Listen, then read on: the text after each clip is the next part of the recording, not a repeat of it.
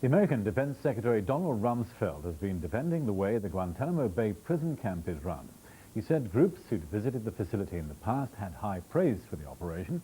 UN experts on torture, though, have just turned down an invitation from the US government to visit the center because they'd have had no private time with the detainees. This report from Nick Thorpe.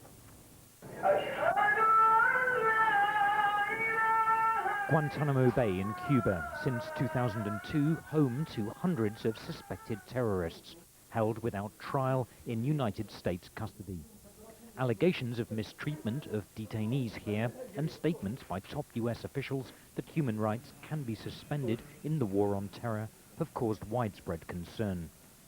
The United Nations Special Rapporteur on Torture was one of a team of UN officials who were invited by the US government to inspect the facility.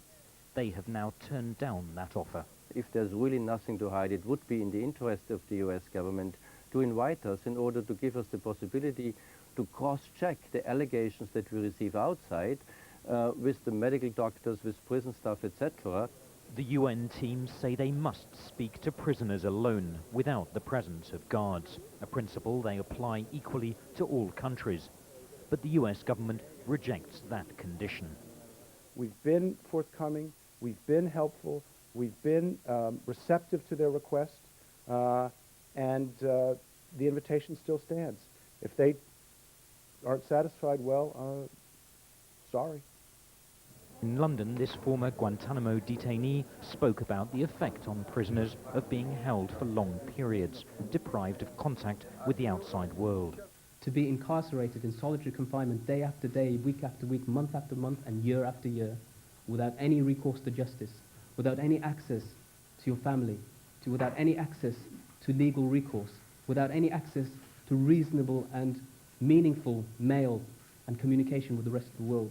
Recent allegations of secret detention centers are providing ammunition for those who allege the US and its allies are fighting a dirty war. Nick Thorpe, BBC News. I've been talking to Jumana Musa. She's a human rights lawyer with Amnesty International. She says the international community is fully behind campaigners' claims that human rights are being violated. Well, first, I think I would disagree with the notion that the international community hasn't criticized Guantanamo Bay. I think there's been a great deal of criticism. Human rights groups certainly are concerned because of what we've seen, what we've heard from people who are coming out of detention, what we've heard from attorneys who have been talking to their clients in detention, and the simple fact that it's gotten to almost 4 years now with people being detained indefinitely, without charge, without any recognizable legal process, any fair legal process, and the fact that you have people willing to starve themselves to death rather than stay there without knowing what their future might be. But if the international community felt that there was something going wrong, surely they would step in and do something about it themselves, wouldn't they? Well, I think that's sort of easier said than done. I'm not sure quite what you can do to step in. Obviously, the reason that Guantanamo was chosen quite clearly was because it's a place that's extremely inaccessible. It's easy to control, whether it's information coming in and out, people coming in and out, and the United States is a formidable enemy. I think there are conversations that happen when you have diplomatic visits, when you have contacts between either leaders or ambassadors, but at the same time, that doesn't put the international community, so to speak, in a position to step in and do something directly. Legally, of course, the international community must feel that it's right and proper to hold these people, otherwise they would do something. Again, I think if that were the case, we wouldn't have governments continuing to negotiate for the release of their detainees. Obviously, the British government, although they've been quite silent on the issue of people who had permanent residency or refugee status here in the UK, they certainly advocated to get all of their citizens out of Guantanamo Bay and refused to allow them to go through the military commissions process, as they didn't see it as a fair trial, and other governments have done the same. It has to be said, of course, that the United States does allow the International Committee of the Red Cross in there to see these detainees. Isn't that right and proper and fair? That is absolutely right and proper and fair, and we're certainly more concerned about places where the Red Cross doesn't have access, and in fact nobody has access. I think the other side to that, though, is we've always known that the Red Cross doesn't tend to speak publicly about their concerns unless they feel that nothing is being done to correct them. And we've heard a great deal of outspoken language from the Red Cross on the situation in Guantanamo. The American prosecutor leading the investigation into the leaking of a CIA agent's identity says the case will involve more proceedings before a grand jury. The investigation has already led to the indictment of the Vice President's Chief of Staff, Louis Libby, on charges of perjury. A second White House insider, Karl Rove, who was President Bush's senior advisor, has been told he remains under investigation. The leader of the militant group Al-Qaeda in Iraq is reported to have said that last week's bomb attacks on hotels in Jordan did not deliberately target Muslims. An audio message on an Islamist website attributed to Abu Musab al-Zarqawi claimed that the attack was aimed at a meeting of American and Israeli intelligence officials. About 60 people, most of them Jordanians, attending a wedding party were killed in the attack. Meanwhile, tens of thousands of Jordanians have staged another protest march through the capital Amman against the attacks. Many chanted slogans condemning Mr. Zarqawi and supporting King Abdullah. The marchers came from across Jordan in a show of solidarity for the government-orchestrated demonstration. The Asia-Pacific Summit is underway in South Korea. Among the topics discussed so far has been the controversial issue of agricultural tariffs and subsidies. Outside the summit in the port city of Busan, thousands of demonstrators protested at the plans for agricultural trade liberalization. Also in sharp focus is the relationship between China and the United States, as Jackie Rowland reports.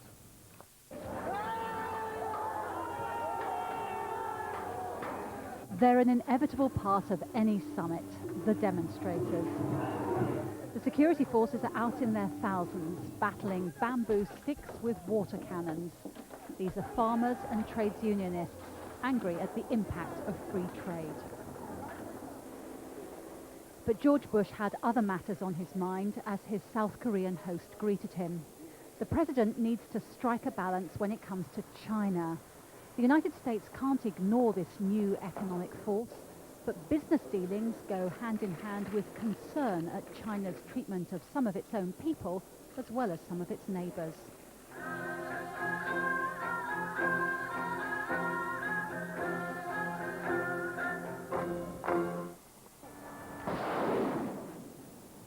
One of those neighbors is Taiwan, which China considers a renegade province that must be reunited with the mainland. That explains why Taiwan feels the need for this kind of military exercise, especially since China has threatened to use force if the island pushes for statehood. 中国有几百颗的飞弹来对准台湾，我想。 At the moment, there are hundreds of missiles targeting Taiwan. For peace and stability, it's a total irony. Removing the missiles will be the best way for China to maintain peace and stability in the region. And earlier this week, George Bush heaped praise on Taiwan, words that must have been irritating to Chinese ears. Modern Taiwan is free and democratic and prosperous. By embracing freedom at all levels, Taiwan has delivered prosperity to its people and created a free and democratic Chinese society.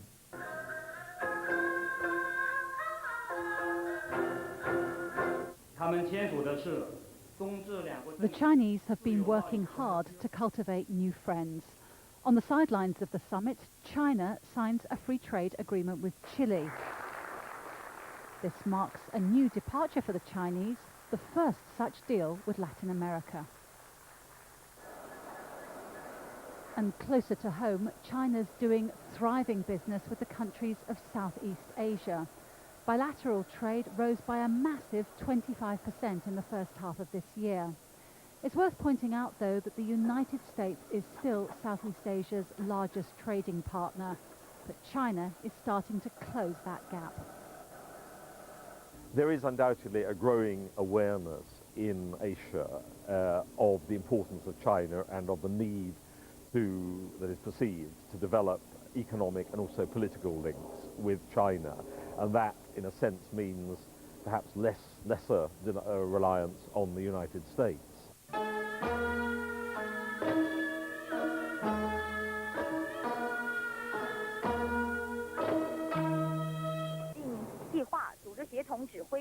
And then there are the friends of old.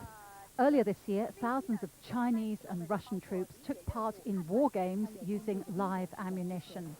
Officially, this was practice for future peacekeeping operations, but it carried a strong subtext that together, China and Russia can be a force to be reckoned with. Beijing would like long-term to have a world in which Washington weighed less, and in which there was more multipolarity, if you like, in which Beijing would play its role. It is, after all, a nuclear power, has a permanent seat on the Security Council, as well as its economic strength. and the same goes for Russia. So there is a kind of natural link-up between Moscow and Beijing, which Washington should certainly be taking more and more seriously.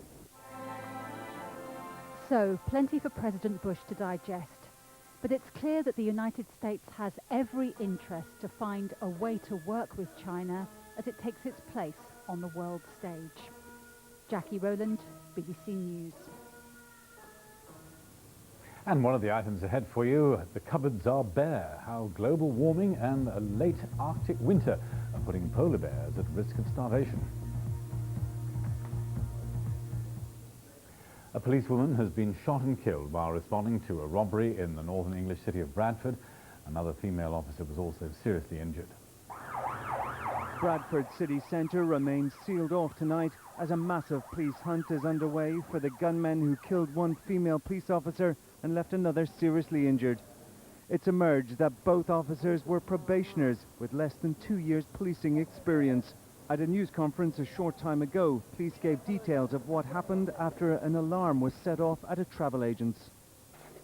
Accounts of what happened are still being obtained, but we do know that as the officers arrived at the premises, up to 3 men ran from the premises.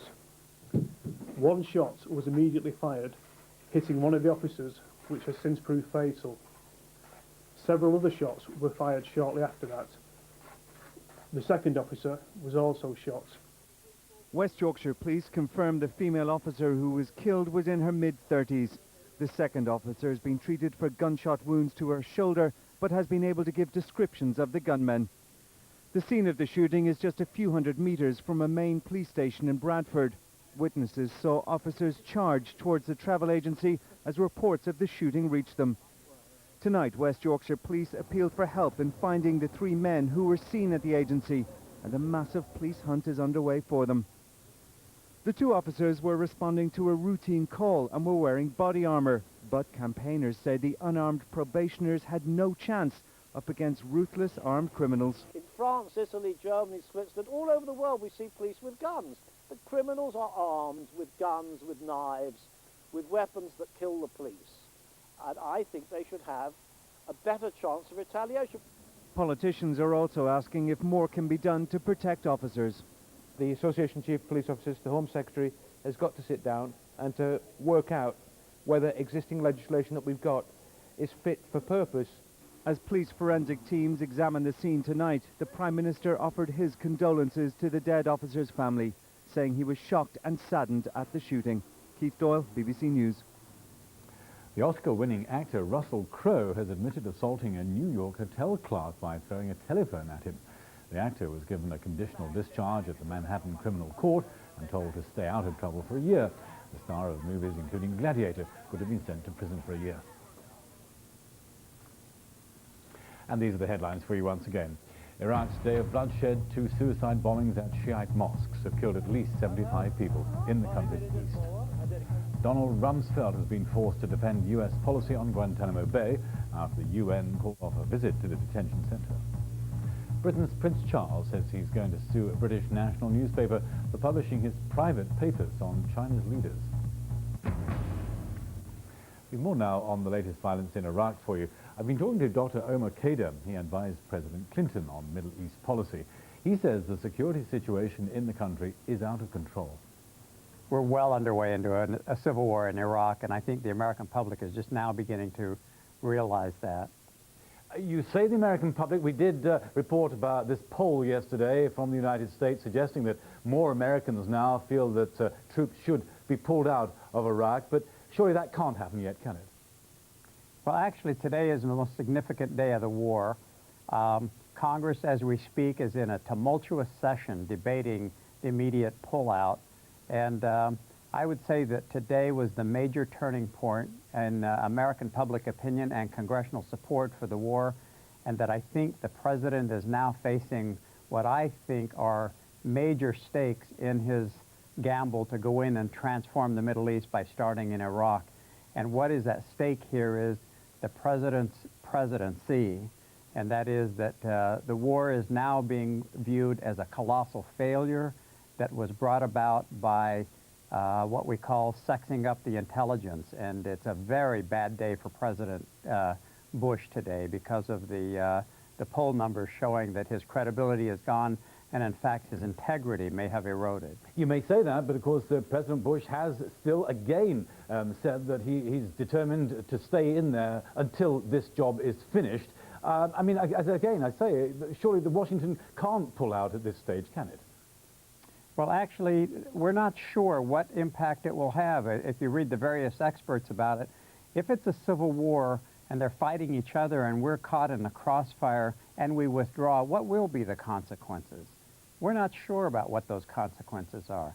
We're not sure that we're the target. We think that we may be in the way of not just an insurrection, but a civil war between Sunni and Shiite, and whether we stay there for a month or another year, there aren't any informed observers that can tell you what the likely outcome would be if we stay or we withdraw.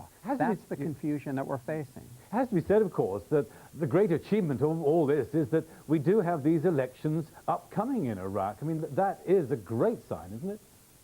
Well, elections for what? You can't have elections and call it democracy in war.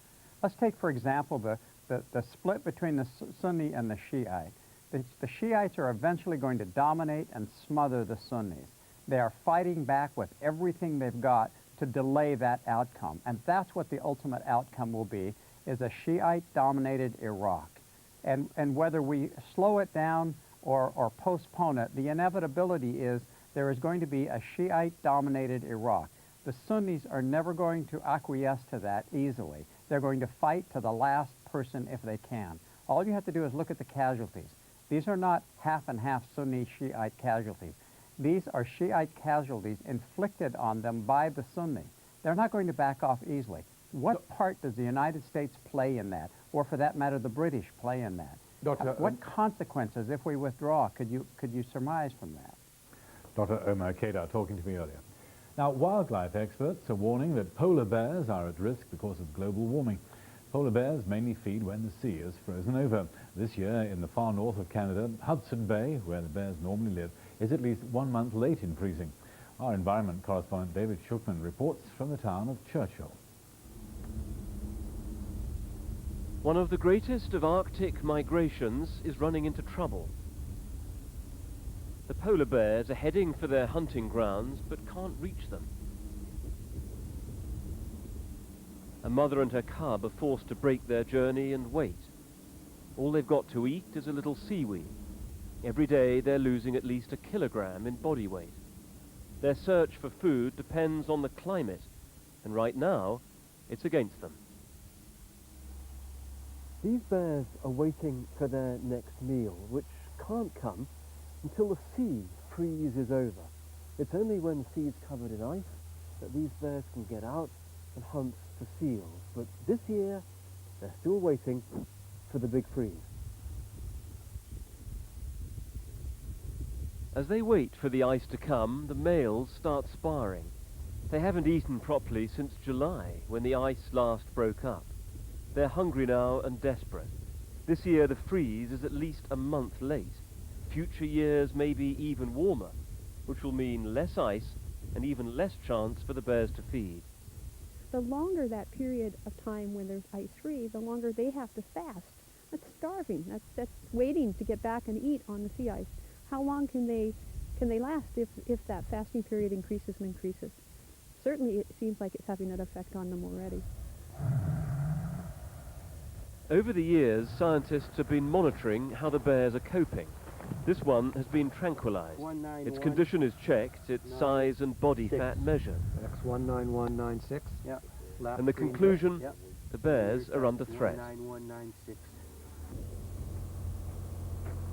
One bear on the prowl for food tries to get into a waste pipe. The hungrier the bears become, the more they threaten people living nearby. Not cuddly at all.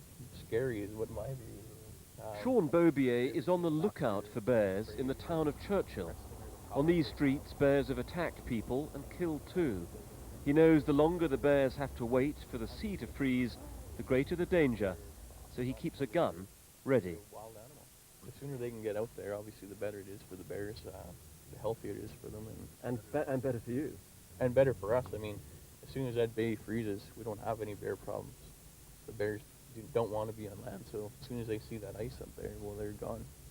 A blow, they would come up. This is the kind of damage a hungry bear can do. One, they just keep pushing, like they don't give up, eh? One of them simply tore through the wall of this hut. Sometimes the bears can be chased away by helicopter, but this one won't leave. The only other option is to drug it. This is hazardous because the bear takes several minutes to fall to the ground. Eventually it's hauled away to safety, but there will be more scenes like this as the ice the bears depend on is in retreat.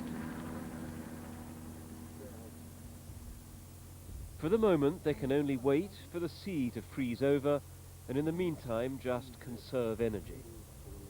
We catch sight of a mother and her cubs. Their future has never been in such doubt. The Arctic is warming, and polar bears may be the first victim. David Schuckman, BBC News, in northern Canada. Just time to bring you right up to date with our headlines. In Iraq, at least 75 people have been killed and scores injured in 2 double suicide bombings. In the capital, car bombs brought down a block of flats, and hours later, dozens of people were killed at 2 mosques in the northeast of the country. Well, that's rounding up all our world news for you once again, and thanks for being with us, and join us again whenever you can. I'm Alistair Yates.